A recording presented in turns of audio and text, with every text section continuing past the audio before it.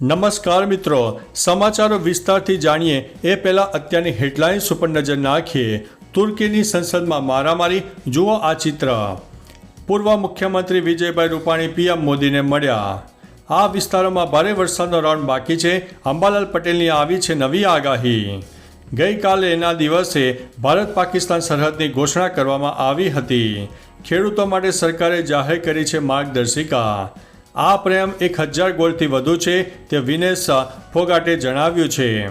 તારક મહેતા કા ઉલ્ટા ચશ્મા સિરિયલ અંગે કોર્ટનો મોટો ચુકાદો સામે આવ્યો છે. 500થી વધારે હોસ્પિટલના તબીબો હડતાલમાં ગઈકાલે જોડાયા હતા. સાગઠિયા જેવા પાપ ન પકડાયા તે માટે અધિકારીએ રાજીનામું આપ્યું છે. અમદાવાદનો છે કિસ્સો. ઉદયપુરમાં આરોપીના ઘર પર બુલડોઝર ચલાવવામાં આવ્યું છે. આ દિવસે 2024નું બીજું ચંદ્રગ્રહણ જોવા મળનારું છે. રાહુલ અને પ્રિયંકા ગાંધી કોલકાતા ક્યારે જશે તેવું ભાજપે કહ્યું છે. પૂનમમાં રક્ષાબંધને રણછોડરાયના દર્શનમાં સમયમાં થશે ફેરફાર. કેન્દ્રીય ગૃહમંત્રી અમિત શાહ અમદાવાદને આપશે શાનદાર ભેટ. હવે મિત્રો વિસ્તારથી વાત કરીએ તો કેન્દ્રીય ગૃહમંત્રી અમિત શાહ આજે અમદાવાદને એક શાનદાર ભેટ આપશે, જેમાં મકરબામાં નવનિર્મિત સ્વિમિંગ પુલ અને જિમ્નેશિયમ ખુલ્લો મૂકવામાં આવશે. આ સ્વિમિંગ પુલ અને જિમ્નેશિયમ આધુનિક સુવિધા સાથે સજ્જ છે. આ સ્વિમિંગ પુલનો લાભ વેજલપુર, પ્રહલાદનગર, આનંદનગર, સરખેજ, મકરબા તેમજ આસપાસના લોકોને મળનારો છે. મિત્રો, અન્ય મહત્વના સમાચારની વાત કરીએ તો પૂનમ રક્ષાબંધને રણછોડરાયજીના દર્શન આ સમયે થશે. યાત્રાધામ ડાકોરમાં દર્શનના સમયમાં ફેરફાર કરવામાં આવ્યા છે, જેમાં સોમવારે સવારે 4:45 મંગળા આરતીનું આયોજન, જે 8:30 વાગ્યા સુધી ખુલ્લા રહેશે. 8:30 થી 9:30 વાગ્યા સુધી ભગવાન શ્રી રણછોડ બાલભોગ, શૃંગારભોગ અને ગોવાળ ભોગ બંધ બારણે આરોગવા બિરાજશે. આ બાદ 9 વાગ્યાથી લઈને બપોરે 1:30 વાગ્યા સુધી દર્શન કરી શકાશે.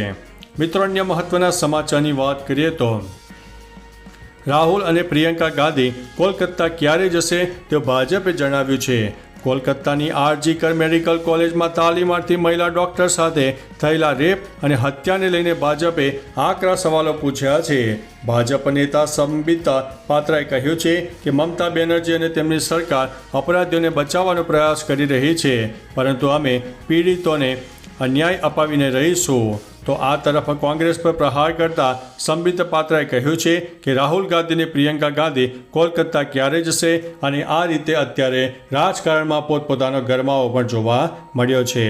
મિત્રો, અન્ય મહત્વના સમાચારની વાત કરીએ તો આ દિવસે 2024નું બીજું ચંદ્રગ્રહણ થશે.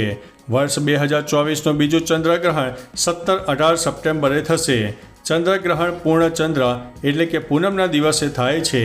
આ ચંદ્રગ્રહણ 18 સપ્ટેમ્બરના રોજ દેખાશે, જે હાર્વેસ્ટ મૂન અથવા તો સુપર મૂન હશે.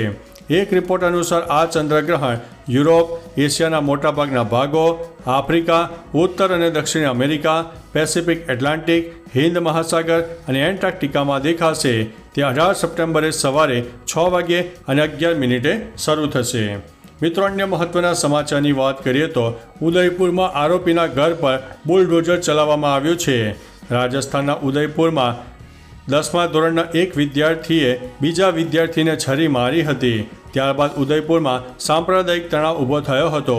પોલીસને ધારા 144 લગાવવાની ફરજ પડી હતી. હવે આ કેસમાં સરકારે મોટી એક્શન લીધી છે. આરોપીના ઘર ઉપર બુલડોઝર ચાલ્યું છે. એવું કહેવાય છે કે આ ઘર ગેરકાયદેસર હતું અને આરોપીનો પરિવાર ત્યાં ભાડે રહેતો હતો. આ તરફ ઘાયલ વિદ્યાર્થીની સ્થિતિ અત્યારે નાજુક છે. મિત્રો, અન્ય મહત્વના સમાચારની વાત કરીએ તો સાગઠિયા જેવા પાપ ન પકડાયા તે માટે અધિકારીએ આપ્યું છે રાજીનામું.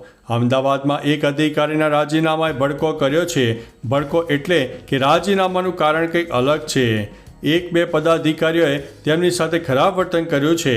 જોકે અંદરખાને કાઉન્સિલરોમાં એવી ચર્ચા છે કે આ સાહેબને પણ રાજકોટમાં સાગઠિયાના પાપ પકડાયાનો ડર હતો, અને એટલે જ તેમણે ક્યારના પોતાના પદે પરથી રાજપથથી જવ કરતા હતા, જ્યારે પદાધિકારીઓના તકનો લાભ ઉઠ્યો હતો.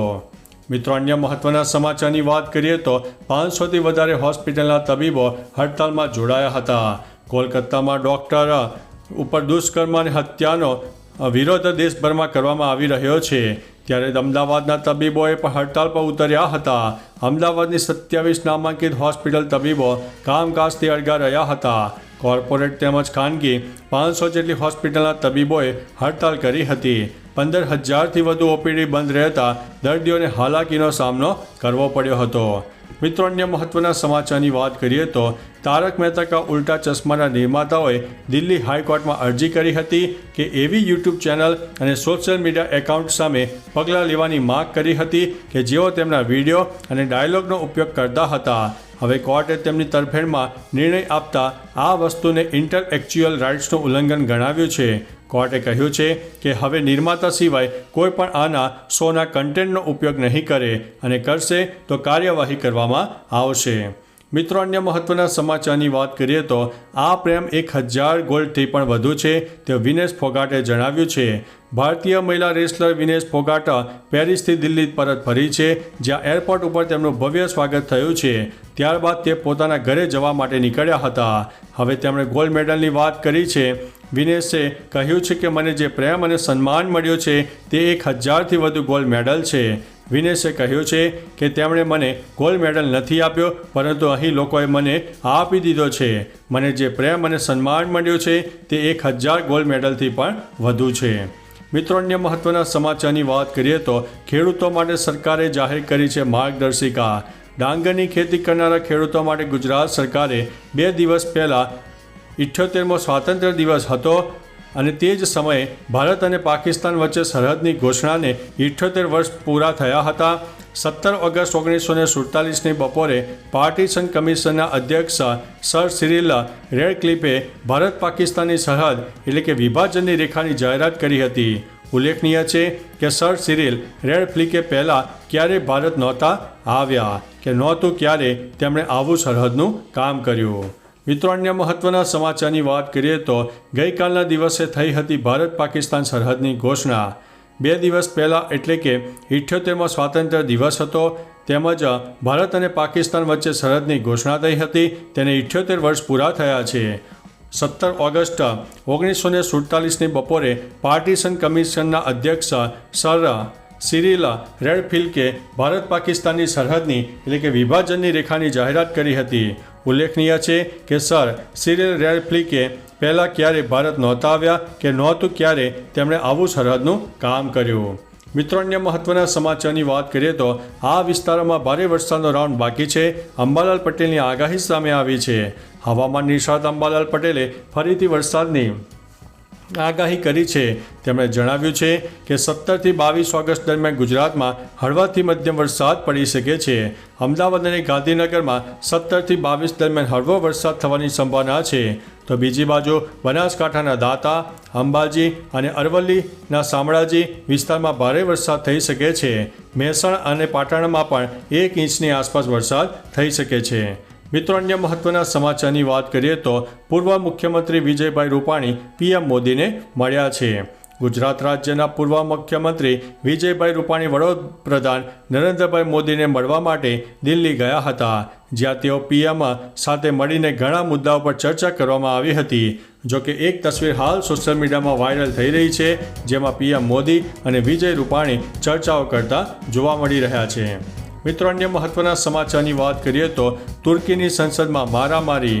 શુક્રવારે તુર્કીની સંસદમાં મારામારીનો કિસ્સો સામે આવ્યો છે. સાંસદોએ એકબીજાને લાતો અને મુક્કા માર્યા હતા. આ લડાઈ લગભગ 30 મિનિટ સુધી ચાલી હતી, જેમાં વિપક્ષના 3 સાંસદો પણ ઘાયલ થયા છે. વિપક્ષી સાંસદે તુર્કીના રાષ્ટ્રપતિ એર્દોગનની પાર્ટીને આતંકવાદી સંગઠન ગણાવ્યું હતું. ત્યારબાદ બબાલ શરૂ થઈ હતી, જેનો વિડીયો સોશિયલ મીડિયામાં વાયરલ થયો હતો.